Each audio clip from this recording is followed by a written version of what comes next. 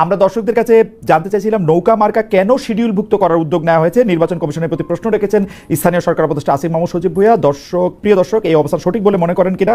শতকরা 73% দর্শক মনে করছেন এটি সঠিক, শতকরা 27% দর্শক মনে করছেন এটি সঠিক নয়।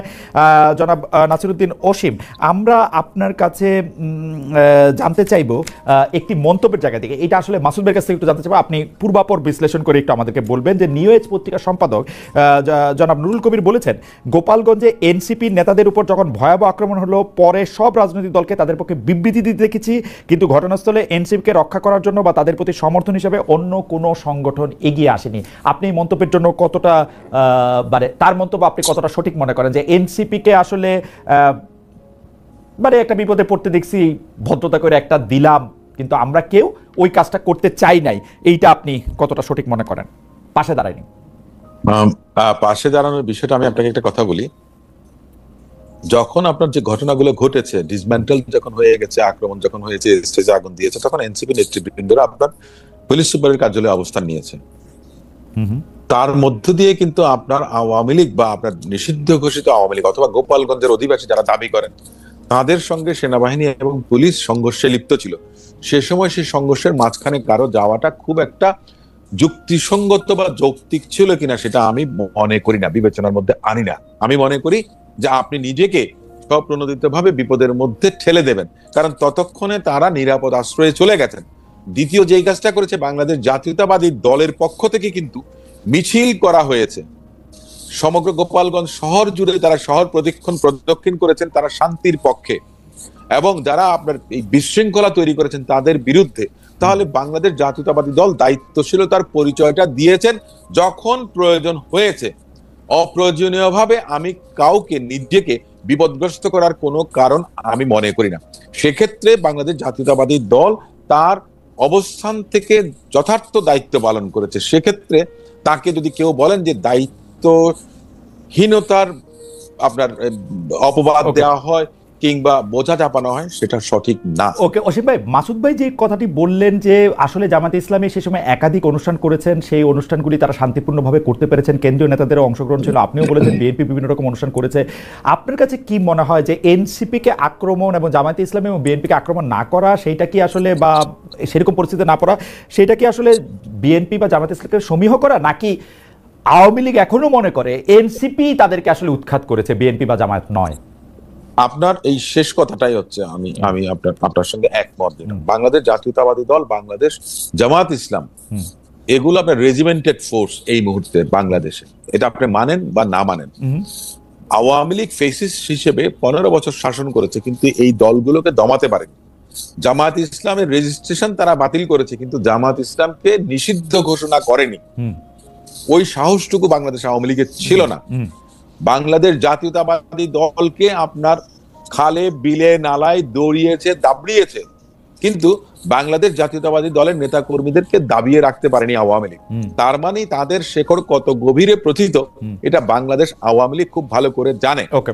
এখন কথাটা হচ্ছে এনসিপির উপরে তাদের যে রোষটা, যেটা তাদের আক্রোশ, সেটা সঙ্গত কারণেই বেশি হবে। যদিও বলতেন আওয়ামী লীগ নেত্রী যে ছাত্ররা কিছু করছে না, ওই জামাত শিবির করছে। 18 সালেও আমরা দেখেছি জামাত শিবির করছে, 24 সালেও দেখেছি জামাত শিবিরই করছে।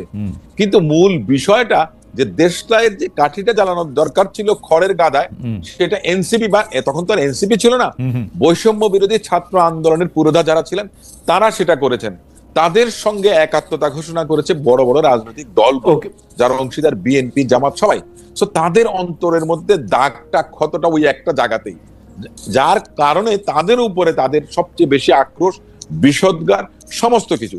দ্বিতীয়ত আমি যে কথাটা বলেছিলাম যে তারা অপেক্ষাকৃত একটা দুর্বল অবস্থানে আছে, এবং এই দুর্বলতাটা তারা নিজেদের সৃষ্ট। কিন্তু আমার যে আশা ছিল যে তারা মনে করেন যে নতুন ধারার একটা রাজনীতি, একটা নতুন রাজনৈতিক সংস্কৃতি জন্ম দেবেন, এগিয়ে যাবেন, কিন্তু রাজনৈতিকভাবে ক্ষমতার অংশীদার হয়ে, এবং পরবর্তীতে বিভিন্ন কর্মকাণ্ড, আমি খারাপ ভাবে বলছি না, এটা হয়তোবা তারা অসাবধানতা বশত অথবা না বুঝে করেছেন, যে বিভিন্ন ধরনের কর্মকাণ্ডে দেখা গেছে এনসিপি থেকে অনেকে পদত্যাগ করছেন।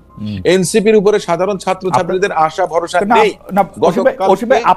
আপনার তো ভালো লাগা উচিত, কারণ এনসিপি তো বিএনপিকেই ফলো করতেছে, তাই না? বিএনপির মতো একটা দল হইতেছে, নতুন দল হইতেছে না, নতুন বন্দোবস্তের আমি তলব? দেখুন, আমি আপনাকে একটা কথা বলি, আমি প্রতিযোগিতা যখন করি, দৌড়াই যখন, তখন আমি সামনের দিকে তাকাই। আমি পেছনে আমার কে আছে আমি তাকে দেখি না, কিংবা যে আমার সামনে আছে তাকে আমি ল্যাং মারি। আচ্ছা অসীম ভাই, আমি আমার পেস নিয়ে এগিয়ে যাওয়ার চেষ্টা আপনার করব। বক্তব্য পরিষ্কার। আমি মাসুদ ভাইকে একটা মন্তব্য পড়ে শোনাই, কিন্তু আপনার কাছে আরেকটা প্রশ্ন রয়েছে। এই মন্তব্যটার প্রেক্ষিতে মাসুদ ভাই একটু আপনি যদি আমাদের জবাব দেন তাহলে আমাদের একটু ভালো হবে, কিন্তু আমরা অসীম ভাইকে আরেকটা প্রশ্ন করে আসবো আপনার প্রসঙ্গের প্রশ্নটাই। যে মাসুদ ভাই, জুনাইদ আলী নামে একজন দর্শক আপনার কাছে প্রশ্ন করেছেন, স্পেসিফিক আপনার কাছে প্রশ্ন করেছেন বলে আমি এটা আপনাকে বলছি, যে চকবাজারে হত্যা নিয়ে আপনি প্রতিবাদ করলেন, দাঁড়িপাল্লার পক্ষে ভোট চাইলেন, কিন্তু কক্সবাজারের হত্যায় চাইলেন না কেন, বা রাজনীতি করলেন না কেন? আমি আসছি আপনার কাছে মাসুদ ভাই, আমি শুধু এটি বলে রাখলাম।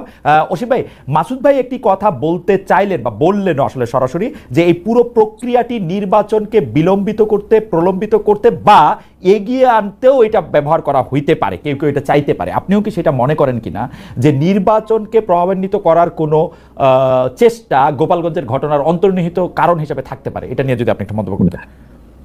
আমি টোটাল ডিস্টেবিলাইজ যত বেশি হবে তত বেশি নির্বাচন প্রলম্বিত হবে, বিলম্বিত হবে। তার কারণ হচ্ছে বাংলাদেশ জামায়াতে ইসলামের আমির শ্রদ্ধেয় ডক্টর শফিকুর রহমান সাহেব, তিনি বলেছেন যে এই ধরনের অবস্থায় কিভাবে নির্বাচন সম্ভব। ঠিক একই সুরে এনসিপির নেতৃবৃন্দরা গতকালকে বলেছেন যে নিরাপত্তা দিতে পারেন না, তাহলে মনে করেন যে নির্বাচন যখন হবেন তখন দেশের জনগণের নিরাপত্তা কিভাবে দিবেন। তার মানেটা হচ্ছে যে পরিবেশটা স্থিতিশীল না একটা নির্বাচন অনুষ্ঠানের জন্য। তার মানেটা হচ্ছে যে নির্বাচনটাকে বিলম্বিত করার জন্য, নির্বাচনটাকে এগিয়ে আনার জন্য যেটা বিষয়, সেটা হচ্ছে যে মাননীয় প্রধান উপদেষ্টা, যিনি সর্বজন শ্রদ্ধেয়, তিনি এখন আমার মনে হয় রিয়েলাইজ করছেন যে যত তাড়াতাড়ি সম্ভব নির্বাচনটা দিয়ে আমি বিদায় হয়ে যাই। আমার যে রেপুটেশন আছে, আমার যে স্ট্যান্ডিং আছে, যে শ্রদ্ধাবোধ আছে, সেটা নিয়ে যদি আমি বিদায় হতে পারি তাহলেই বোধহয় ওনার জন্য ভালো। এই বোধোদয়টা ওনার হয়েছে। সো ফর এন্ড এগেইনস্ট দুদিকেই, আমরা তো লয়ার, তো আপনারা সাংবাদিক, আপনারাও কিন্তু মুদ্রার এপিট ওপিট দেখেন। আমরাও, আমি একজন আইনজীবী হিসেবে তাই মনে করি যে এগিয়ে আনারও বিষয় থাকতে পারে, পিছিয়ে দেবারও বিষয় থাকতে পারে, কিন্তু এই এগিয়ে আনার প্রশ্নে এনসিপি কি আপনার কোনো কর্মকাণ্ড করবে বা অন্যরা তা করবে? এমনকি দেখেন পতিত যে আওয়ামী লীগ, তারাও কি চাইবেন যে তাদেরকে বাদ দিয়ে এদেশে নির্বাচন হয়ে যাবে? তারা তো একসময় এদেশে স্টেক হোল্ডার ছিলেন। সুতরাং আওয়ামী লীগ চায় সবকিছু একই সূত্রে গাথা। রাইট, আওয়ামী লীগ চায় ইলেকশনটা পরে হোক। আওয়ামী লীগ ইলেকশন যদি এখন হয় তাহলে তো দে আর লেফট উইথ নাথিং। রাইট। আর জামাত ইসলামী চায় ইলেকশন এপ্রিল মাসের মধ্যে হোক। জামাত ইসলাম এপ্রিল মাসে হোক কিংবা আরো পরে হোক সেটা আমি ঠিক বুঝি না, কিন্তু কথাটা হচ্ছে বিএনপি চায় ইলেকশন ফেব্রুয়ারিতে হোক। বিএনপি তো ডিসেম্বরেও নির্বাচন চায়, এখনো চায়। মাননীয় প্রধান উপদেষ্টা বলেছেন ডিসেম্বরের মধ্যে নির্বাচন অনুষ্ঠিত করার জন্য। এনসিপি কি চায়? এনসিপি ইলেকশনটা ফেব্রুয়ারিতে চায়, যত সময় চায়। কি মনে হয় আপনার কাছে? না, ওনারা নির্বাচনটা চান কি চান না আমি তো ঠিক সেটা বুঝতে পারছি না। কারণ এনসিপির চাওয়াটা তারা বলছেন যে সংস্কার না হলে হবে না, পিআর পদ্ধতি যদি চালু না হয় তাহলে হবে না নির্বাচন, সংস্কার শেষ না হলে নির্বাচন হবে না। তারা এক এক সময় এক একটা কথা বলেন, কিন্তু তাদের বোঝা উচিত যে দেশটাকে এগিয়ে নেওয়ার জন্য আমি আমার দল থেকেও বলেছি যে যদি আমার দলের সঙ্গে তাদের নেগোসিয়েশন হয়, আমার দল যদি কোথাও আমাকে সংসদ সদস্য হিসেবে মনোনীত করতে চান, আমি বলবো যে ওই দলটা তাদেরকে দিয়ে দেন। ওকে, আমি এটা আরো বলেছি, আগেও বলেছি। না অসীম ভাই, আপনাকে ধন্যবাদ। আমি একটু মাসুদ ভাইকে জানতে চাই যে মাসুদ ভাই, আপনাদের কাছে একজন দর্শক স্পেসিফিকলি আপনার কাছে প্রশ্ন করতেছিলেন যে আপনি আসলে চকবাজার বা মিটফোর্ডের ঘটনা নিয়ে কথা বললেও আসলে কক্সবাজারের ঘটনাটা নিয়ে কেন কথা বলেন? আপনি যদি আমাদের একটু বলেন, আমাদের অনেকগুলো বিষয় আছে, আপনি যদি একটু খুব সংক্ষেপে বলেন। আরেকটি প্রসঙ্গ হচ্ছে যে আমাদের একজন দর্শক আমার কাছে প্রশ্ন করেছেন, দর্শকটাকে আবার হারিয়ে ফেললাম, যে গোপালগঞ্জে যেতে কি এনসিপির খালেদ মহিউদ্দিনের কাছে অনুমতি নিতে হবে? না ভাই, নিতে হবে না। আপনারা যান গোপালগঞ্জে। জি মাসুদ ভাই, আপনি বলেন। জি খালেদ ভাই, আমি আপনাকে একটু বলি যে আপনার মাধ্যমে আমার এই সম্মানিত দর্শককে ধন্যবাদ যে তিনি প্রশ্ন করেছেন এবং আমাকে মেনশন করেছেন, এজন্য আমি গর্বিত। দ্বিতীয় হচ্ছে যে প্রত্যেকটা হত্যাকাণ্ডই হত্যাকাণ্ড, কিন্তু এটা তো ঠিক যে 2024-এর জুলাই আগস্টে অনেক ভাই বোন শহীদ হয়েছেন। আমরা কি সবাই নাম জানি? আমরা কি সবগুলো ঘটনা মুখস্থ আছে? 18 জুলাই আমাদের প্রিয় শহীদ আবু সাঈদের কথাটা কিন্তু আমাদেরকে হৃদয়ে দাগ কেটেছে। কেন কেটেছে? এই জন্য যেটা নির্মম, এটা অত্যন্ত ভয়ানক ছিল, বিভৎস ছিল। 16 জুলাই, সরি 16 জুলাই, দুঃখিত, 16 জুলাই। কেন এটা আমাদেরকে দাগ কেটেছে? এটা বিভৎস ছিল, এটা নারকীয় ছিল, এটা অমানবিক ছিল, এটা হায়ানার একটা সিনারিও ছিল। ঠিক আপনি দেখেন যে মিটফোর্ডের ঘটনাটা তো দেশ না, আমাদের পুরো বিশ্বকে কাঁপিয়ে তুলেছে। কেন? তিনটা জিনিস আছে। একটা হচ্ছে একটা মানে লাশের উপরে নৃত্য করার দৃষ্টান্ত আমাদের 2006 সেখানে 28 অক্টোবর ছিল। এখানে যেটা হয়েছে শুধু নৃত্য না, একটা পাথর দিয়ে মৃত ব্যক্তির তার চেহারাটাকে বিকৃত করে দেওয়া হচ্ছে। জানা গেছে যে সে মারা গেছে, তারাই নিশ্চিত হয়েছে। এরকম একটা বিষয় দিয়ে তো শুধু আমরা না, সবাই কথা বলেছে, গোটা বিশ্ব কথা বলেছে। সুতরাং এটা নিয়ে কথা বলা আর কক্সবাজারে জমির বিরোধ নিয়ে ঘটনাকে কেন্দ্র করে একটা ব্যক্তি মারা যাওয়াটা নিশ্চয়ই নিন্দনীয় এবং এটা অপরাধযোগ্য। সেইটার ঘটনাটা মিটফোর্ডের সাথে তুলনা করাটা বোধহয় আমাদের কারোর জন্য যথার্থ হবে না। সেই জন্য বলছি যে মিটফোর্ডের ঘটনাটা আমাদেরকে বিবেকবান প্রত্যেক নাগরিককে, কেউ এটা আমি বলেছি আমার এক বক্তব্যে যে 5 সেকেন্ডের বা 10 সেকেন্ডের ভিডিওটা পুরোটা কেউ শেষ করে দেখতে পেরেছে বলে আমার মনে হয় না, বা যে দেখতে পেরেছে সে 1-2 রাত ঘুমাতে পেরেছে কিনা আমি নিশ্চিত নই। সুতরাং এটা নিয়ে জামাত ইসলামী না, গোটা দেশবাসী কথা বলা প্রয়োজন মনে করেছে। তার অংশ হিসাবে জামাত ইসলামীর আমি একজন কর্মী হিসাবে আমিও জনগণের হয়ে কথা বলার চেষ্টা করেছি। দ্বিতীয় হচ্ছে যে এরকম ঘটনাকে কেন্দ্র করে কথা বলাটাই তো আমাদের দায়িত্ব, যাতে এই নৃশংস হত্যাকাণ্ড আর ভবিষ্যতে কেউ ঘটাতে না পারে। চাঁদার মতো বিষয়কে কেন্দ্র করে, তারপরে দখলদারিত্বের মতো ঘটনাকে কেন্দ্র করে তার সন্তান বলেছে যে আমি বাবাকে জিজ্ঞেস করতাম তোমার টেনশন কিসের, বলছে আমাকে মাসে 2 লক্ষ টাকা করে আমার কাছ থেকে চাওয়া হচ্ছে, না হলে আমার ব্যবসা বন্ধ করে দিতে হচ্ছে, দোয়া করো আমার জন্য। তো এই জায়গাটা আমাদের কাছে খুব স্পর্শকাতর মনে হয়েছে এবং বিশ্ববাসী বা আমার প্রিয় দেশবাসীর কাছে স্পর্শকাতর মনে হয়েছে। সেই জায়গাটা তো সরকারও বলেছে যে এটা বিশেষ ট্রাইব্যুনাল নিয়ে তারা বিচারের উদ্যোগ গ্রহণ করেছে, খুব স্বাভাবিক না এটা? কিন্তু মাসুদ ভাই, একটা ছোট্ট বিষয়, এইটা আপনি সবচেয়ে ভালো বলতে পারবেন, যে সেইটা হচ্ছে যে পুরান ঢাকায় বা মিটফোর্ডে যে নারকীয় পৈশাচিক ঘটনা ঘটেছে, যেটা আমাদের অনেককে স্তব্ধ করে দিচ্ছে, সেই ঘটনাটার ক্ষেত্রে আসলে কোনো চাঁদাবাজির প্রসঙ্গ ছিল না। আমরা এখন যদ্দূর যেটা আনফোল্ড করতেছে, এটা বিএনপির 2টা গ্রুপের মধ্যে বা 2টা জনের মধ্যে বা 2টা দলের মধ্যে, উপদলের মধ্যে একটা আভ্যন্তরীণ গণ্ডগোল ছিল। এইটাকে যে চাঁদাবাজি, বিএনপি এর জন্য দায়ী, তারেক রহমানের এগেনস্টে স্লোগান, বিএনপিকে সারা বাংলাদেশের কাছে ভিলেন করে তোলা, অনেকে বলে থাকেন যে পুরো ব্যাপারটা ঠিক হোক বেঠিক হোক, এই পুরো ব্যাপারটা পরিচালনা করেছেন জনাব শফিকুল ইসলাম মাসুদ, কারণ তার বুদ্ধি বেশি, তার সাংগঠনিক দক্ষতা বেশি এবং তিনি এটা সবার আগে সামনে আনছেন। আপনি কি মনে করেন যে এটা ঠিক হয়েছে আসলে এই কাজটা এরকম করা, যে বিএনপি আপনাদের প্রতিপক্ষ সেটা ঠিক আছে, কিন্তু বিএনপিকে যে এরকম ভিলিফাই করা এইটা ঠিক হয়েছে কিনা, মানে এটা ওয়াজ ইট? আচ্ছা দেখেন, যে মিটফোর্ডের এই ঘটনাটা তো আমরা সবাই বুঝি যে এটা একটা স্পর্শকতা, আপনি নিজেও বলেছেন যে এটা একটা বিভৎস ঘটনা। যদি আমি আপনার যুক্তির খাতিরেই যদি বলি যে এটা একটা দ্বন্দ্ব এবং 2 গ্রুপের, এবং সেটা বিএনপিরই 2 গ্রুপের হয়ে থাকে, সেটাও কি আমাদের কাছে গ্রহণযোগ্য কোনো ব্যাপার হবে? সেই জায়গাটা আমি বলছি যে তার সন্তান এখনো ভিডিও ক্লিপে পাওয়া যাচ্ছে, আমরা সেটা তো এখনো ভেরিফাই করতে পারি নাই, কিন্তু তার সন্তান, তার মেয়েও বলেছে, তার স্ত্রীও বলেছে, এইটাকে আসলে দেখানো হয়েছে যে বিএনপি একটা চাঁদাবাজ দল, একটা চাঁদাবাজের একটা গ্রুপ গিয়ে একজনের কাছে চাঁদা চায়, চাঁদা যদি না পায় তারপরে এটাকে পাথর ছুঁড়ে মারা হয়েছে। এবং আমাদের এনসিপি, জি ভাই বলেন। খালিদ, একটা কথা একটু বলি আপনাকে। আমার শুধুমাত্র ওই দিন 12ই জুলাই, এটা সম্ভবত 9 তারিখে ঘটনা ঘটেছে, এটা 12ই জুলাই মিডিয়াতে এসেছে এবং ওই দিন আমার 2টো প্রোগ্রাম ছিল। একটা প্রোগ্রাম ছিল ডেমরাতে, সেখানে আমি এটা বলেছি যে আমি ওখানে পরিষ্কার বলেছি যে আমি কোনো দলের বিরুদ্ধে বা কোনো ব্যক্তির বিরুদ্ধে কথা বলার জন্য এটা বলছি না, আমার ভিডিওটা এখনো পাবেন। কোনো দল বা কোনো ব্যক্তির বিরুদ্ধে বলার জন্য বলছি না, আমি বলছি দেশের মানুষের মানবিক বিবেচনা নেওয়ার জন্য যে এরকম অমানবিক কোন হত্যাকাণ্ডের জন্য আমাদের এই বাংলাদেশ নতুন করে 2024-এর জুলাই আগস্টে, কিন্তু মাসুদ ভাই correct me if I am রং, মাসুদ ভাই আমি correct me if I am রং, আমি কিন্তু আপনার শো দেখি, আমি আপনার শো দেখি, তো সেই জন্য আমার আপনার কথা শুনে যেটা মনে হয়েছে যে এই অমানবিকতার জন্য দায়ী হচ্ছে বিএনপি, মানে বিএনপি। আবার বলছি, জি আবার বলি খালিদ ভাই, আবার 13 তারিখে যে আমরা প্রতিবাদ সমাবেশ করেছি, বিক্ষোভ সমাবেশ করেছি, সেখানেও আমি স্টার্ট করেছি, আমার পাশে আমার সভাপতি মানে আমার আমির নুর ইসলাম বুলবুল ভাই ছিলেন, যে আপনি তো আজকে কিছুটা লিবারেল করে শুরু করেছেন, ভালো হয়েছে যে পুরো আপনার এই ইনস্ট্রাকশনটাকে কেন্দ্র করে সবাই বক্তব্য দিয়েছেন। আমার আমির আমাকে বলেছেন যে আমি শুরু করেছিলাম যে আজকের আমাদের এই সমাবেশটা কোনো ব্যক্তি বা দলের বিরুদ্ধে নয়, আমাদের এই সভা বা সমাবেশটা হচ্ছে এই অমানবিকতার বিরুদ্ধে, এই নৃশংসতার বিরুদ্ধে, এই বিভৎসতার বিরুদ্ধে। এটা যদি ভবিষ্যতে আর কেউ কারোর ব্যাপারে না করেন সেই ব্যাপারে আমি কিন্তু স্টার্টিংটা একদম, আমি তো প্রোগ্রাম পরিচালনার দায়িত্ব মহানগরের সেক্রেটারি হিসাবে, সেই জায়গায় কিন্তু স্টার্টিংটা করে আমি মেসেজ দিতে চেয়েছি, যাতে এটা কেউ কোনো পরবর্তী যারা বক্তব্য দিবেন তারা যেন কোনো ব্যক্তি বা কোনো দলকে টার্গেট করে কথা বলে আমরা জিনিসটাকে যেন পলিটিসাইজ না করি। সুতরাং আমাকে যদি কেউ মনে করে যে শফিকুল ইসলাম মাসুদ এটাকে হাইলাইটস করেছে কোনো ব্যক্তি বা দলকে টার্গেট করে, এটা দুর্ভাগ্যজনক। ঠিক আছে, এটা পরিষ্কার। আমি একটু অসীম ভাইয়ের কাছে আসতে চাই। অসীম ভাই, আপনি যেহেতু একজন জুরিস্ট, আমাদের অনেক দর্শক আমাদেরকে প্রশ্ন করছেন যে গোপালগঞ্জে যে 4 জন মানুষ মারা গেছে তাদেরকে সেনাবাহিনী গুলি করেছে না পুলিশ গুলি করেছে, এবং তাদের গুলি করাটা আসলে জরুরি ছিল কিনা, তা আমরা যাদেরকে প্রোটেকশন দেওয়ার কথা বলতেছি তাদের কারণে এই গুলি চালানোটা প্রশাসনের একটা বিশাল ব্যর্থতা হিসাবে পরিচিত হবে কিনা, এবং এই গুলি চালানোটা প্রয়োজনীয় ছিল কিনা। সেনাবাহিনী এই গুলি যদি চালিয়ে থাকে তাহলে সেই অর্ডার কে দিল? ধন্যবাদ। সেনাবাহিনী গুলি চালিয়েছে, কিন্তু সেনাবাহিনীর গুলিতে কেউ নিহত হয়েছেন কিনা সেটা আমরা কেউ জানি না, বা আইন শৃঙ্খলা রক্ষাকারী বাহিনী বা পুলিশ তাদের গুলিতে হয়েছে কিনা, কিংবা আপনাদের মাধ্যমে আমরা দেখেছি অনেক আগ্নেয়াস্ত্রধারী গোপালগঞ্জবাসী আপনার গুলিবর্ষণ করেছেন। আপনার 9 শুটার গান সহ দেখেছি, রিভলভার সহ দেখেছি, পিস্তল সহ দেখেছি। তারা কারা ছিলেন? তারা না সেনাবাহিনীর, না এনসিপির, না আপনার পুলিশের।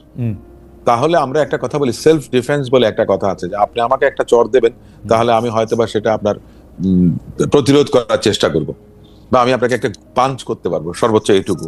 আমি আপনাকে আগ্নেয়াস্ত্র দিয়ে হত্যা করতে পারবো না। এটা হচ্ছে যে প্রথম কথা। দ্বিতীয় কথাটা হচ্ছে বৈধ অস্ত্র কি অবৈধ অস্ত্র, সেটাও একটা বিষয় আছে। অস্ত্রটা 2009 সালের পর যদি আপনার ইস্যু হয়ে থাকে, তাহলে সে সমস্ত অস্ত্র স্বরাষ্ট্র মন্ত্রণালয় প্রজ্ঞাপন জারি করেছিল জমা দেওয়ার জন্য। হাজার হাজার অস্ত্র কিন্তু অবৈধ হয়ে গেছে। অস্ত্র অবৈধ হয়ে গেছে কারণ জমাটা পড়েনি। যে পরিমাণ অস্ত্র আপনার 2009 সালের পর ইস্যু হয়েছে, আপনি এই প্রসঙ্গটা তুলেছেন, খুব ভালো করেছেন। আমি একটা কথা বলি, হাজার হাজার লক্ষ লক্ষ অস্ত্র এখনো অবৈধভাবে রাইট বাংলাদেশে রয়ে গেছে। আমাদের জন্য একটু এই আইনের বিষয়টা যদি একটু বলতেন, যে আমরা লেথাল উইপন ব্যবহার করতে গেলে কি কোনো স্পেশাল ইনস্ট্রাকশনের দরকার হয়? আমরা দেখেছি যে পুলিশ বা সেনাবাহিনী গোপালগঞ্জে লেথাল উইপন ব্যবহার করেছে একটু আগে থেকে। আইনের আপনার রিজনেবল ডিফেন্স বলে একটা কথা আছে। আপনার জীবন যখন আপনি প্রাণহানির শঙ্কা করেন আপনার, তাহলে সেক্ষেত্রে আপনি প্রাণহানিও ঘটাতে পারেন। ওকে, এটাও কিন্তু আছে। এখন কথাটা কয়েকদিন আগে আমরা দেখলাম যে সাবেক প্রধানমন্ত্রী শেখ হাসিনা বিবিসিতে যে লেথাল উইপন ইউজ করতে বলতেছেন, সেটা কি প্রধানমন্ত্রীর তরফ থেকে বলতে হয়? প্রধানমন্ত্রীর তরফ থেকে বলতে হয় নাকি এমনি এমনি যখন আক্রান্ত তখনই করতে পারে এটা? না না, উনি বলেছেন যেখানেই দেখবা সেইখানেই মারবা। আচ্ছা, ওটা ছিল ওনার সার্ভাইভাল অফ দ্য ফিটেস্ট। ওটা আপনার ডিফেন্সের কোনো বিষয় ছিল না, ওটা ডিফেন্সের বিষয়, ওটা আপনার অ্যাট্রোসিটি ছিল। ওটা একটা অ্যাট্রোসিটি ছিল। উনি যে অর্ডারটা দিয়েছেন ওটা অ্যাট্রোসিটি। ওনার আর গতকাল গোপালগঞ্জের না, দেখেন গোপালগঞ্জের বিষয়টা তো আপনারা আপনাদের সংবাদ মাধ্যমের মধ্য দিয়ে কিন্তু আপনারা লাইভ করেছেন অনেকে, আমরা সেখানে দেখেছি। আগ্নেয়াস্ত্র হাতে যারা এসছেন, এনসিপি তো, আমি একটা কথা বলি, এনসিপির কিন্তু রাইট আছে, তাদের লফুল যে অধিকারটা যেটা সেটা তাদের আছে, যে কোনো জায়গায় তারা সমাবেশ করতে পারবে। কথাটা হচ্ছে যে সময় উপযোগী কিনা, বা অ্যাভয়েড করতে পারতাম কিনা, কিংবা রাষ্ট্র আগে তাদের সিকিউরিটি এনশিওর করতে পারবে। আমি যে জায়গাটা বুঝতে চাইতেছি সেই জায়গাটা হইতেছে যে এই যে গোপালগঞ্জে অবৈধ অস্ত্র আমি দেখতে পাচ্ছি, তখন যে আমি লিথাল উইপন ইউজ করলাম, শুট টু কিল করলাম, সেইটার ক্ষেত্রে সরকারের মানে যে 3 জন খুব বসে থেকে সেগুলি মনিটর করতেছেন, 3 উপদেষ্টা নাকি ডক্টর মোহাম্মদ ইউনূস, তারা এই অর্ডারটা দিয়েছিলেন না তারা নিজে থেকে করেছেন? আপনার কাছে কি মনে হয়? আমরা তো জানি না, এটা তো মনে করেন যে অর্ডারটা কি দেয়া লাগে? দেয়া তো লাগে না। আমি লাগে না এই ক্ষেত্রে, দেয়া লাগে না। আর্মির উপরে ম্যাজিস্ট্রেসি পাওয়ার আছে, এমনকি পুলিশ, আমিও পারি। আমার যদি বৈধ অস্ত্র থাকে, আমাকে যদি কেউ অবৈধ অস্ত্র নিয়ে গুলি বর্ষণ করে, আমি নিঃসন্দেহে আমার আগ্নেয়াস্ত্র চালানোর জন্য, তাহলে আমি কি জন্য লাইসেন্স দিলাম? ঠিক আছে, তাহলে আমি প্রশ্নটা কেন দিব? তাহলে প্রশ্নটা অবশ্যই আমি উল্টা জায়গা থেকে করি। সেইটা হচ্ছে আর্মি গুলি করতেছে, লোক মারা যেতেছে, অনেক না 4 জন 3 জন, কেউ বলে থাকেন যে আরো 2-1 জন বেশি হয়তো আহত হয়ে থাকতে পারেন। সেই ক্ষেত্রে উপদেষ্টারা যখন তারা এটা দেখতেছিলেন, তখন তারা মনে করছেন যে কাজটা ঠিকই আছে, মানে তারা তো এটা বন্ধ করতে বলেন নাই। দেখেন, কারো তো বলার দরকার না যে বন্ধ করেন কিংবা কন্টিনিউ করেন। তাহলে তো 3 জন বা 4 জন, তারা মনিটরিং করে কি 400 হতে পারে। তাহলে তারা মনিটরিং করে কি করতেছিলেন? 300 বা 400 হতে পারে। তারা মনিটরিংটা কি করতেছিলেন? ওনাদের একটা দায়বদ্ধতা, আমি যতটুকু বুঝি সেটা হচ্ছে যে ওনাদের লোকজনদেরকে, এখন অনেকে ট্রল করেন, কি শাপলা না এপিসি, কিন্তু মানে শাপলা না ট্যাঙ্ক, না কিন্তু কিন্তু মানেটা অসীম ভাই, কি? কিন্তু অসীম ভাই, নিরাপদে আমি তাদেরকে ফৌজদারি যারা কার্যবিধি, নিয়ে অসীম ভাই আসছে। আমি ফৌজদারি কার্যবিধি যতটুকু আপনি তো বুঝি, ম্যাজিস্ট্রেট ছিলেন, আমি ফৌজদারি আপনি তো কার্যবিধি ম্যাজিস্ট্রেট যতটুকু বুঝি, ছিলেন। আমি যদি ফৌজদারি কার্যবিধি যতটুকু বুঝি, মাঠে যেটা হইতেছে সেটা একজন স্বরাষ্ট্র উপদেষ্টা তার আরো দুজন উপদেষ্টা নিয়ে মনিটর করবেন, দ্যাট অ্যালার্মস এ বেল। এ সাংঘাতিক রকমের ঘন্টা, কিন্তু আপনি কিন্তু কোর্টে এইটাকে আপনি মানে পার করতে পারবেন না, কিন্তু যদি বাংলাদেশে কোনোদিন ন্যায় বিচার হয় আপনি এটা করতে পারেন না। এবং এটা আপনি নাম দিতে পারেন না যে আপনি মনিটর করতেছেন, আপনি খোঁজ রাখতে পারেন, আপনি নাম দিতে পারেন না। আপনি একজন প্রথিতযশা ফৌজদারি লয়ার, আপনি জানেন যে তাহলে এটারে কি না, মিন না, হয় না, সেটা তো আপনি বুঝতে পারতেছেন। মানে আমি কি এটা ভিডিও গেম দেখতেছি, আমি এখানে বসে বসে ওরে কমুক গুলি কর অথবা গুলি করিস না, না এখন দেখেন ক্যান দে ডু এটা দ্যাট? যেহেতু মানে আপনি আমারে বলেন ক্যান দে ডু দ্যাট? না, এই বিষয়টা আমি আসলে মনে করেন যে আমার মন্তব্য করার খুব একটা বেশি কিছু নাই। এটা মানে কিভাবে আমি বলবো, আমি আসলে আমার নিজের আমি একটু মাসুদ ভাইয়ের কাছে যাই। মাসুদ ভাই, আপনার কাছে কি মনে হয় এটা কি হয়? মানে ফৌজদারি কার্যবিধি অনুসারে পুলিশ প্রশাসন ম্যাজিস্ট্রেট এদের কি স্পেসিফিক দায়িত্ব এই কারণে দেওয়া হয় যে ওই মুহূর্তের আইন শৃঙ্খলা পরিস্থিতি যেটা যেরকমই হোক তারা সিদ্ধান্ত নেবে, তারা এটার মধ্যে এটা করবে। এইটার ক্ষেত্রে তিনজন এখানে বৈশা অনেকগুলি স্ক্রিন দিয়ে তিনজন উপদেষ্টা, স্বরাষ্ট্র উপদেষ্টা সহ এটা দেখতেছেন, এটা যদি লট পয়েন্ট আপনি কোশ্চেন করেন কোর্টে, তাহলে এটার অবস্থাটা কি হবে? আপনি কোনোভাবে এটা জাস্টিফাই করতে পারবেন? মাসুদ ভাই, আপনি যদি একটু আমাদেরকে আলো দেখাইতেন। আলো হচ্ছে এখানে যে এটা অত্যন্ত দুর্ভাগ্যজনক, যেখানে আমি দেখতে পাচ্ছি যে আমার মাঠে যারা ক্রিমিনালস তারা আগ্নেয়াস্ত্র ব্যবহার করছে এবং সেটা একদম সাধারণ নাগরিকের উপরে তারা প্রয়োগ করছে। খুব স্বাভাবিক যে মানে আইনের তো আইন কিসের জন্য? আইন তো জনগণের জন্য, মানুষের জন্য তো আইন। আইনের জন্য তো মানুষ না, এই কথাটা তো আইনে বলা আছে বা আইনের একটা আমরা এসে বলে থাকি আর কি।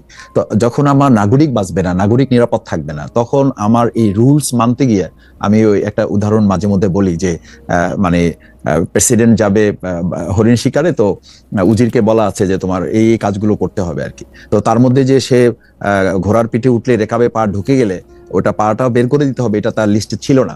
তো যখন পা ঢুকে গেছে সে খুব চিৎকার করতেছে, উজিরকে বলতেছে এটা খুলে দাও খুলে দাও। সে বলছে যে স্যার ঠিক আছে, আমি একটু লিস্টটা দেখে আসি যে আপনি যে কাজ দিয়েছিলেন তার মধ্যে আপনার রেকাবে পা ঢুকে গেলে ওটা বের করার দায়িত্ব আমার আছে কিনা।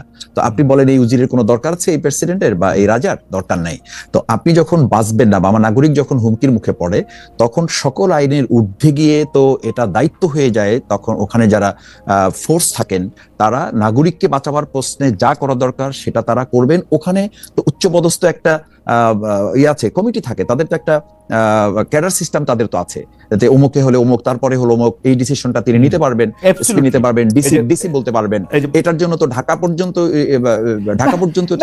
তারা দেয়ালে মানে দেয়ালে তারা মনিটর করতেছেন, মানে একটা জায়গায় তো এবং সেখানে কি আছেন? আসিফ নজরুল, ডক্টর আসিফ নজরুল কি এইটা জানেন না যে তিনি এটা করতে পারেন না? করলেও এটা প্রকাশ্যে করতে পারেন না এবং বৈশা এখানে একটা মানে সিস্টেম করে এটা করতে পারেন না। এটা তো ওনার একটু আইন কানুন তো ওনার জানা থাকতে পারার কথা। আছেন কে? স্বরাষ্ট্রমন্ত্রী, স্বরাষ্ট্র উপদেষ্টা, উনি এটা জানেন না। আমি মানলাম অসীম ভাইয়ের কথা শুই না যে আসিফ মাহমুদ সজীব ভুঁইয়া এগুলি বোঝেন না, ওরা দুজন তো বোঝেন। কিরকম? আচ্ছা যাই হোক, মাসুদ ভাই এটা নিয়ে আর কথা বলতে চাই না। আপনি তখন কবেন যে উপদেষ্টাদের পারলে জিগায়ও, ওদেরকে কেন জিগাও? উপদেষ্টাদের জিগাবো যদি পারি। আমার কাছে মনে হয় যে সবকিছুর পিছনে এই যে সবাই যদি জিজ্ঞেস করতে পারতাম তাহলে ভালো হতো। আপনাদের জিজ্ঞেস করি, আপনাদের এই জিজ্ঞাসা আমি আপনি না করলে জনগণ জিজ্ঞেস করবে না। মুশকিল কি মাসুদ ভাই জানেন? ধরেন আমি জিজ্ঞেস করতেছি, আমাকে হঠাৎ করে এনসিপির বিপক্ষে আওয়ামী লীগের দালাল, চর, সালমান এফ রহমানের কেশিয়ার ইত্যাদি ইত্যাদি ইত্যাদি বানায় ফেলবে, মানে কথাই তো কওয়া যায় না এখন। যাই হোক, হাওয়েভার কন, আপনারা আরো বেশি করে বলেন। আমার ঘটনা হইলো যে এই প্রশ্নটা একটু অসীম ভাই, আমি শেষ প্রসঙ্গে একটু আসতে চাই, কিন্তু এইটা বলার পরে আমি একটু মাসুদ ভাইকেও আমি এটা নিয়ে আপনি জানতে চাইবো যে আপনাদের একজন প্রথম সারির নেতা অসীম ভাই যে সরাসরি বলেছেন জামায়াতের সঙ্গে কোনো জোট হবে না, তবে এনসিপির জন্য বিএনপির দরজা খোলা থাকবে। 1991 সালে আপনারা জামায়াতের সহযোগিতায় বিএনপি সরকার গঠনের সুযোগ পেয়েছিল। 2001 সালে সরাসরি জোটবদ্ধ ছিলেন আপনারা, বহুবার জামাতের সাথে আপনারা ছিলেন। এইবার আপনারা এই ঘোষণা দিচ্ছেন জামায়াতের সঙ্গে কোনো জোট হবে না, এনসিপির জন্য দরজা খোলা। আপনারা কি রাজনৈতিকভাবে জামায়াত থেকে এনসিপির সঙ্গে কাছাকাছি বেশি, নাকি এনসিপিকে আপনার কথায় বা আপনাদের দলের নেতাদের কথা, আপনার উপর আমি ইয়া চাপাতে চাই না যে এনসিপি যেহেতু একটু একটু একটু একটু একটু বয়স কম, তাদেরকে বেশি কন্ট্রোল করা যাবে এবং জামায়াতকে কন্ট্রোল করা যায় না, সেজন্য জামায়াতের জন্য দরজা বন্ধ রাখছেন, ওদের জন্য দরজা খোলা রাখছেন? ব্যাপারটা কি এরকম কিনা অসীম ভাই? না, রাজনীতিতে কেউ কাউকে কন্ট্রোল করুক এটা আমি কখনো চাই না, কিংবা বাংলাদেশ জাতীয়তাবাদী দল মনে করেন। 1991 সালে বাংলাদেশ জাতীয়তাবাদী দলের সঙ্গে জামাতের আপনার জোট গঠন না হলেও দৃশ্যমান একটা অ্যালায়েন্স ছিল। আবার 1996 সালে বাংলাদেশ জামাত ইসলাম আওয়ামী লীগের সঙ্গে আন্দোলন করেছে বিএনপির বিরুদ্ধে তত্ত্বাবধায়ক সরকারের ইস্যুতে। আবার 2001 সালে জোট হয়েছে, 4 দলীয় জোট হয়েছে, আন্দোলন একসঙ্গে হয়েছে, যুগপৎ আন্দোলন হয়েছে, জোটের আন্দোলন হয়েছে। একটা পর্যায়ে এসে মনে করেন যে একটা দূরত্ব তৈরি হয়েছে, কিন্তু আন্দোলনটা একই ইস্যুতে হয়েছে, প্ল্যাটফর্ম হয়তো বা ভিন্ন ছিল। রাজনীতিতে শেষ কোনো কথা নেই, শেষ বলে কোনো কথা নেই। এনসিপির সঙ্গে যে কথাটা বলা হয়েছে, তারা যে অপেক্ষাকৃত তরুণ, সে কারণে হয়তো বা তাদের ওই যে বললাম যে তারা ঝরে পড়ুক, এটা তো আমি চাই না। তাদেরকে আমার ধরে রাখতে হবে, তাদেরকে বাঁচিয়ে রাখতে হবে। তাদের মধ্যে অনেক সম্ভাবনার আপনার আছে, আমি বলবো যে সম্ভাবনার দ্বার তাদের মধ্য দিয়ে উন্মোচন হতে পারে। জামাতের মধ্যে সে কারণে হয়তো আমি আপনাকে দেখেন, আমি একটা কথা বলি, ক্ষমতায় তো মানে জনগণ চাইলে তো জামাতকেও ক্ষমতায় আনতে পারে, বিএনপিকেও আনতে পারে। কথার কথা বলছি, সম্ভাবনা প্রত্যেকটা জায়গায় আছে। সরকারি দল বলেন, বিরোধী দল বলেন, যেই হোক না কেন, সম্ভাবনাটা প্রত্যেকটা জায়গায়, কারণ সরকার এবং বিরোধী দল বাদে তো আর সংসদ হবে না। তো সম্ভাবনার তো চূড়ান্ত জায়গাটাই হচ্ছে মনে করেন যে একটা নির্বাচনের মধ্যে দিয়ে একটা সংসদ, যেখানে মনে করেন যে বিরোধী দল থাকবে, কিন্তু কেউ বিরোধী দলে চলে গেলে তার সম্ভাবনা শেষ, এটা তো আমি মনে করি না। এটাকে নিয়েই তো আমাদের আমি একটা ইস্যু শুধু টানবো। আপনি জনাব শফিকুল ইসলাম মাসুদ সাহেবকে জিজ্ঞেস করেছিলেন যে আপনি একটা প্রতিবাদ জানিয়েছেন, সোচ্চার ছিলেন, আবার কক্সবাজারের ঘটনায় কেন ছিলেন না? আমি শুধু এই জায়গাতে একটু বলি যে ওই পরিবারের পক্ষ থেকে বলা হয়েছে যে 3 জন মানুষ দায়ী, তাদের নাম তাদের পরিবার থেকে বলা হয়েছিল, যে তার মামাকে ডেকে নিয়ে গেছিলেন তাকে আসামি করা হয়নি, এবং যে দুজনের সঙ্গে ব্যবসায়িক দ্বন্দ্ব, তারা কিন্তু এই ঘটনাগুলি ঘটাননি, অন্যরা ঘটিয়েছেন, অথচ তাদেরকে পুলিশ আসামি করেনি কিংবা তাদেরকে গ্রেফতার করা হয়নি। বাংলাদেশ জাতীয়তাবাদী যুব দলের 2 জন নেতাকে প্রথমে গ্রেফতার করেছেন, যাদের সঙ্গে এই অপরাধের কোনো সংশ্লিষ্টতা নেই, যেটা ভিডিও ফুটেজে এসছে। সো আমরা ইনস্ট্যান্টলি আমাদের একটা প্রবলেমটা হয় কি, আমরা রিয়াকশনটা দেখিয়ে ফেলি কিংবা কাউকে এক্সপোজ করি, এবং সেই এক্সপোজ করতে গিয়ে আমি বিগত 15 বছরে শহীদ রাষ্ট্রপতি জিয়াউর রহমান কিংবা তারেক রহমানকে নিয়ে রাজনৈতিক চরিত্র হনন, ক্যারেক্টার অ্যাসাসিনেশন হয়েছিল পলিটিক্যালি, না, কিন্তু আপনি বিএনপির বড় নেতা, আপনি খালি বিএনপির মতোই কথা কইতেছেন। আপনি যে বলতেছেন যে এইটা চরিত্র হরণ, গালাগালি, জামায়াতে ইসলামীকে নিয়ে বিএনপি এতদিনের একসঙ্গের জোট সঙ্গী তাদেরকে কি না কি বলছে। ধরেন একজন মুসলমান হিসাবে সবচেয়ে বড় গালি হচ্ছে মুনাফেক। তো প্রথম গালিটা তো রিজভী বেনাকে জানি মুনাফেক দিয়ে শুরু করছে না? দেখেন, প্রত্যেকটা টার্মের কিন্তু একটা ভেরাসিটি থাকে, না আমি ওই কথাটাই বলছি। দেখেন এই কথাটাই আমি বলছি যে কাউয়া কাউয়া কাউয়ার পরে যে ওয়ার্ডটা এসছে স্ল্যাং হিসেবে এসছে, খুব বাজে। কার বিরুদ্ধে এসছে? যে এই মানুষটা 15-16 বছর নির্যাতনের শিকার, মজলুমদের প্রথম সারির জামাত ইসলামী করছে না এনসিপি করছে? আপনারা কি কাউকে পাইছেন? আমি বলছি, দেখেন আপনি এই পরিস্থিতি তৈরি করে দিয়েছেন, এটা আওয়ামী লীগও করে থাকে। আমি আপনাকে বলি না, এই কারণে আমি বলছি সেটা আওয়ামী লীগও করে থাকতে পারে, অন্য যে কেউ করে থাকতে পারে, কিন্তু সেটাকে আপনার প্রোটেস্ট করার দায়িত্বটা তাহলে কাদের? আচ্ছা, যে রাজনীতি যারা মনে করেন যে ফেসিস্টের বিরুদ্ধে যারা রাজনীতিটা করেছে, তাদের তাহলে এই বিষয়টা আসা উচিত ছিল, তাদের থেকে আসা উচিত ছিল। কিন্তু তারা কি করেছেন? উস্কে দিয়েছেন সুবিধাটা নেওয়ার জন্য। আপনি এই কাজটা করে দেখেন, খালেদ ভাই, আমি আপনাকে 2টা গালি দিয়ে, কিন্তু খালেদ মহিউদ্দিন যে জায়গায় চলে গেছে, খালেদ মহিউদ্দিনকে টেনে নামাতে পারবো না, আপনি আমাকে টেনে নামাতে পারবেন না। বিএনপি আমার যদি এমপি নমিনেশন নাও দেয়, আমি মনে করেন যে উকিল, আমি উকিল হিসেবে আমি আসি, সেটা অসুবিধা নাই, টেনে নামানোর সুযোগ নাই। শফিকুল ইসলাম মাসুদকে কেউ টেনে নামাতে পারবেন না। যে জায়গায় চলে গেছেন সে জায়গাতে থাকবেন, প্রয়োজনে বরং উপরের দিকে যাবেন। কিছু কিছু বিষয় থাকে বাস্তব, যেটা মানতেই হবে। অসীম ভাই, ইউনিভার্সিটিতে আমরা মানে আমি আপনাকে দেখছি, যদিও আলাদা দল করতাম, কিন্তু প্রতিপক্ষের ভূমিকাও ছিলাম, কিন্তু আপনাকে দেখা হয়েছে। শফিকুল ইসলাম মাসুদ ভাই বেশি দেখি নাই। মাসুদ ভাই বোধহয় আমাদের চেয়ে একটু বয়সে ছোট হবেন, কিন্তু আমাদের দর্শকরা একটু প্রশ্ন করেছে, উনি তো ডাক্তার মানুষ, জি জি জি, আমাদের থেকে বেশি ব্রেইনি ছিলেন। না, অবশ্যই অবশ্যই সেটা তো, কিন্তু মাসুদ ভাইকে নিয়ে আমাদের দর্শকের অনেক প্রশ্ন। একটা পয়রা শোনাই অসীম ভাই, তাহলে বুঝবেন মাসুদ ভাই এটা যদি একটু রেসপন্ড করতেন। আমাদের একজন দর্শক রানা আহমেদ উনি ছাড়াও আরো বেশ কয়েকজন প্রায় একই ধরনের মেসেজ পাঠিয়েছেন। আমি একটা পড়ে শোনাই। রানা আহমেদ, তিনি বলছেন ডক্টর শফিকুল ইসলাম মাসুদ বলেছিলেন রাজশাহী বিশ্ববিদ্যালয়ের শেরেবাংলা হলে আমাদের যে অস্ত্র আছে তাই দিয়ে পুরো প্রশাসনকে এক সপ্তাহ চ্যালেঞ্জ করতে পারবো। এটার ব্যাখ্যা দিতে বলেন, অস্ত্র দিয়ে কি কর? শফিকুল মাসুদ ভাই, আপনি এটা বলছিলেন নাকি? আসলে এত অস্ত্র আছে আপনার? আমাদের ওই যে একটা খারাপ শব্দ আর কি, সিনেমায় বলা হয় না, কাটপিস ব্যবহার করা হয়, এটা হচ্ছে একটা কাটপিস ভিডিও। এটা অনেক আগে, আমি এটা 2006-এ নরসিংদীতে একটা বক্তব্য রেখেছিলাম।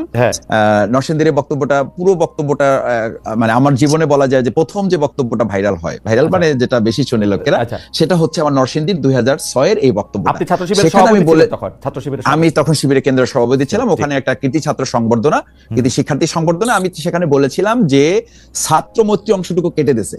অর্থাৎ ছাত্রমৈত্রী বলেছিল যে আমাদের শুধু শেরেবাংলা হলে যে অস্ত্র আছে এটা দিয়ে পুরো রাজশাহী মহানগরীকে আমরা কন্ট্রোল করতে পারবো। এই মৈত্রীটুকু কেটে দিয়ে বাকিটুকু কাটপিস হিসাবে লাগিয়ে দিয়েছে। তো রাইট, তো এটা আমি যিনি প্রশ্ন করেছেন আমি তাকে বলবো যে আমার নরসিংদীর সেই ফুল ভিডিওটা সার্চ দিলে এটা পাবেন এবং সেখানে শুনে নেবেন।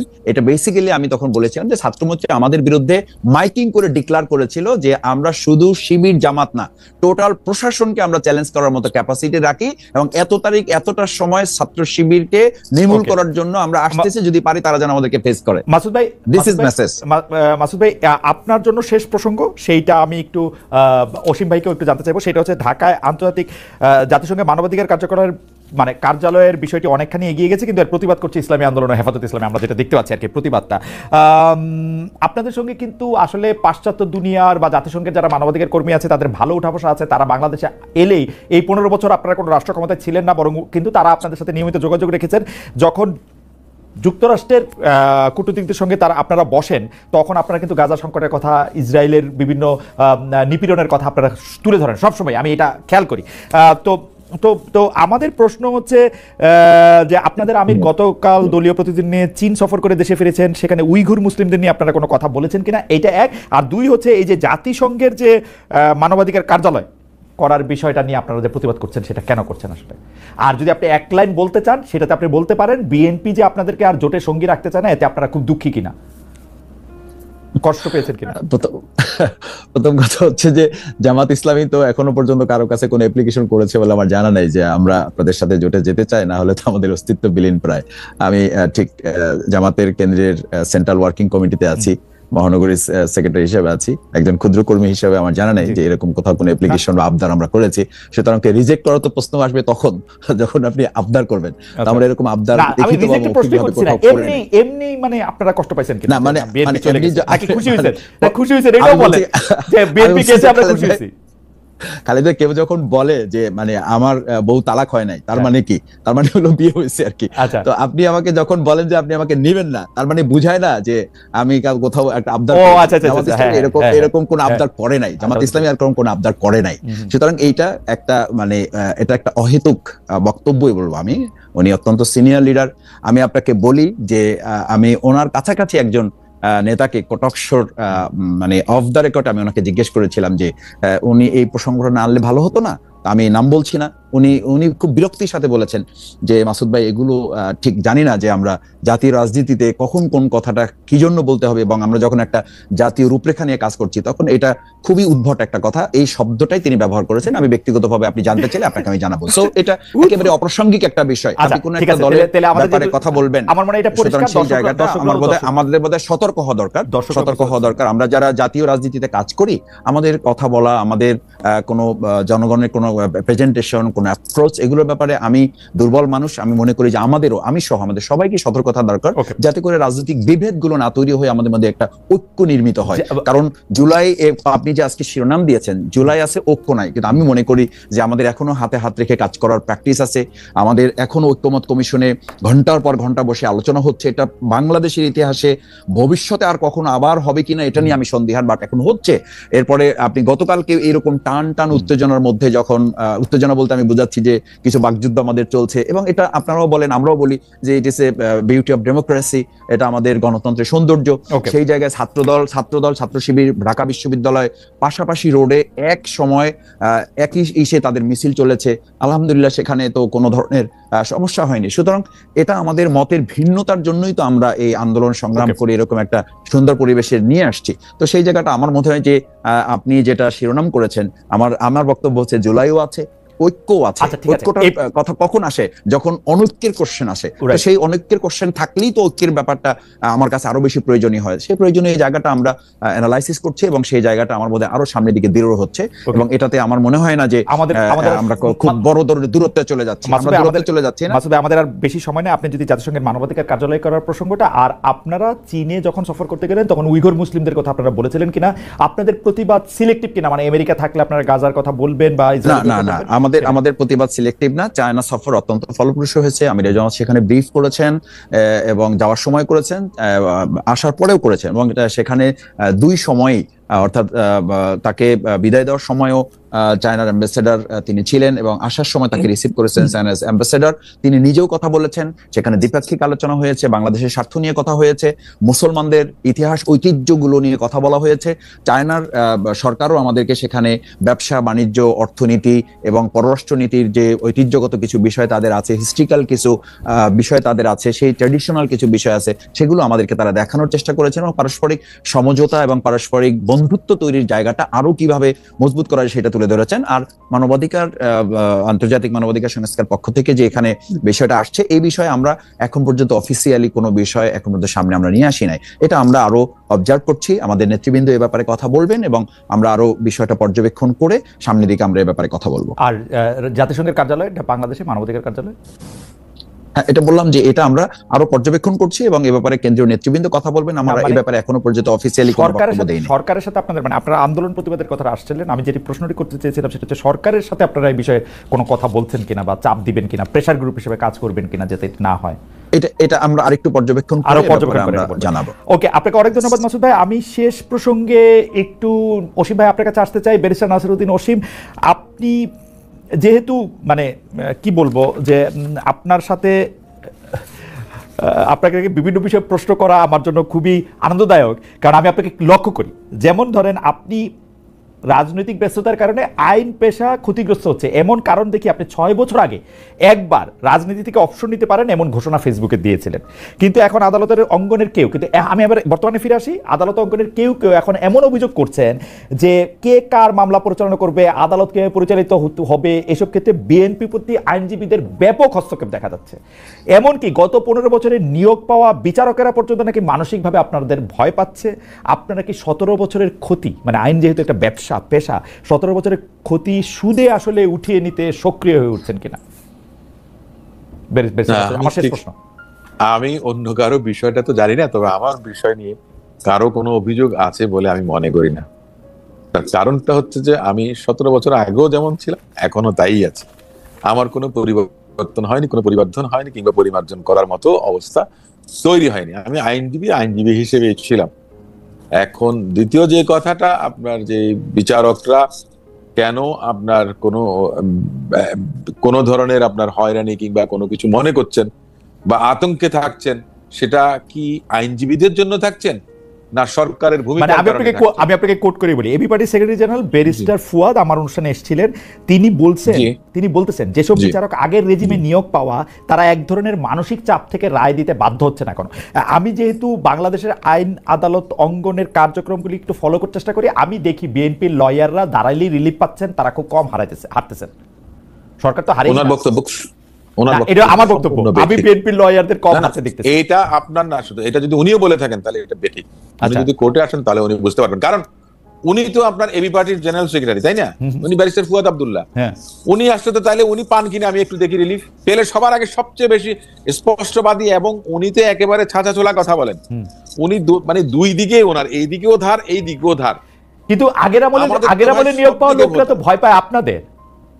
না, এটা ঠিক না, কারণ সম্পূর্ণ আমার কাছে এটা ভুল। এটা আগের আমলের নিয়োগ পাওয়াদের ভুল বা ভয় পাওয়ার বিষয়টা, সেটা তাদের নৈতিক অবস্থানের কারণে, ওটা ভিন্ন বিষয়। ওটা আদালত এবং বিচারপতিদের নিয়ে আমি কোনো মন্তব্য করতে চাই না।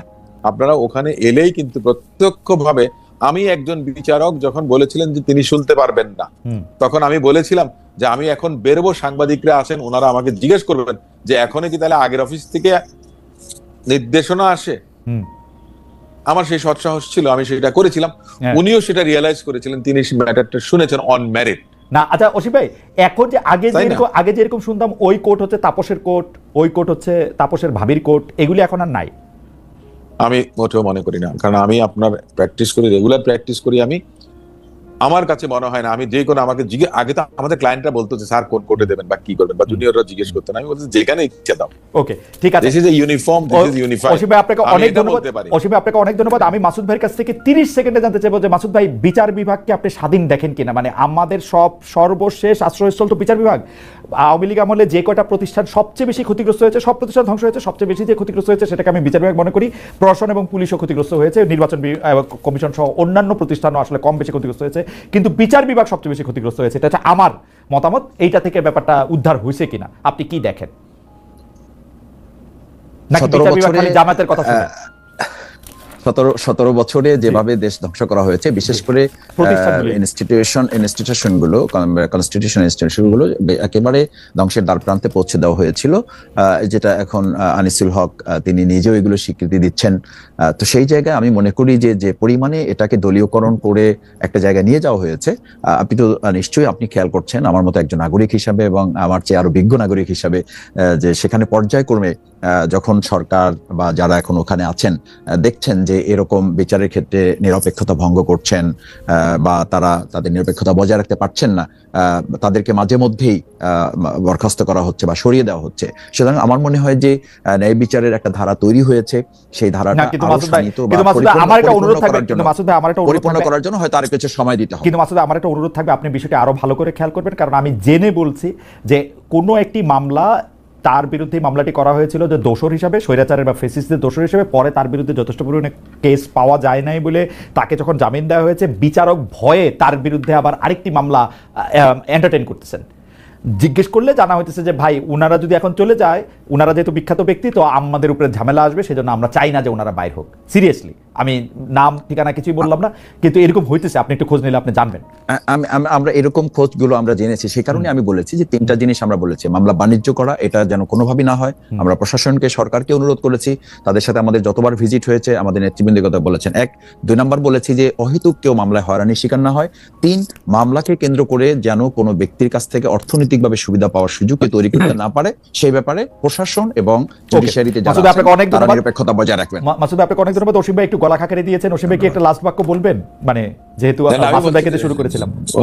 না, মাসুদ ভাই যে কথাটা বলেছেন, যেটা ঘটার সেটা কিন্তু ঘটে গেছে, যা নেওয়ার লেনদেন সব শেষ হয়ে গেছে, মামলা বৈষম্য বিরোধী যা হওয়ার হয়ে গেছে। আপনি তো আমার একটা নতুন দিগন্ত উন্মোচন করলেন। আমি আপনার বাস্তবতার কথা বলছি। মূল বাদী আসামি করেছে 28 জনকে, দেখা গেছে 162 জন হয়ে গেছে, কোথাও 300 জন হয়ে গেছে, 400 জন হয়ে গেছে। বিচারকরা কি এগুলো এন্টারটেইন করতেছেন? বিচারক তো ইনভেস্টিগেটিং অথরিটি না, বিচারক তো on the face of the record সে দেখবে। বিচারের ভার যখন তখন। অসীম ভাই, আমি অল্প একটু, মানে আপনার তুলনায় মানে নুড়ি পাথরও না, আমি কিন্তু অল্প একটু দেখে প্রাইমা ফেসি কেস বুঝতে পারি। আমি এবং বিচারকরা বহুবার তদন্ত রিপোর্ট ছুঁড়ে ফেলে দিয়েছেন স্বাধীন